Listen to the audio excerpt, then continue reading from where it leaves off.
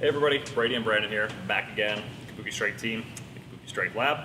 Today we're going to cover a very important subject, which is hip hinging. It's one I see done a lot, and there's oftentimes an emphasis on keeping your back straight, keeping a neutral spine that leads people to actually overextending in their hip hinge, which leads them to overextending in their deadlift. That's why we're going to cover a little bit of the nuance of the hip hinge today. So Brandon's going to stand to the side. And what we want to start on is having good IAP first. He's going to pick this bar up off the ground, but we'll get into the actual hinge after that. So something that a lot of people miss is actually having IAP right below their rib cage.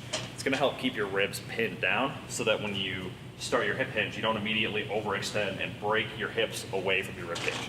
So Brandon's going to maintain good pressure there and push his hips back, thinking about eccentrically loading his glutes and pushing into his glutes.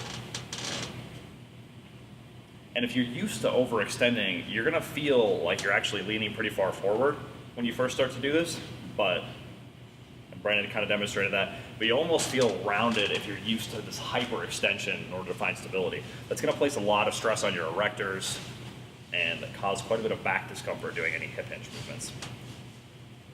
So notice Brandon keeps a good neutral spine, a little bit of extension up through the cervical spine, gaze looking straight forward, and pulling his hips through. Biggest things we want to emphasize are keeping that rib cage down and eccentrically loading the glutes, pushing into the glutes. Some people it can help think about pushing into kind of where their glutes and hamstrings come together, just driving back into that. So, as Brady mentioned, a few faults that we're going to see is any changes in spinal mechanics. So we often will go to a neutral spine, a long spine, but we all know that there's people who deadlift out there with a rounded upper back, and a lot of them can do it really well.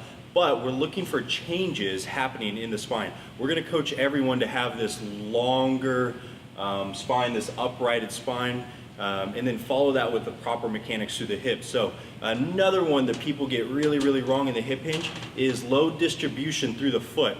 Oftentimes when people hinge, this is especially apparent in an RDL, you'll see them sit really far back and their toes might even come off the ground a little bit. As soon as that happens, we know that we've lost a lot of our really crucial stability and force potential.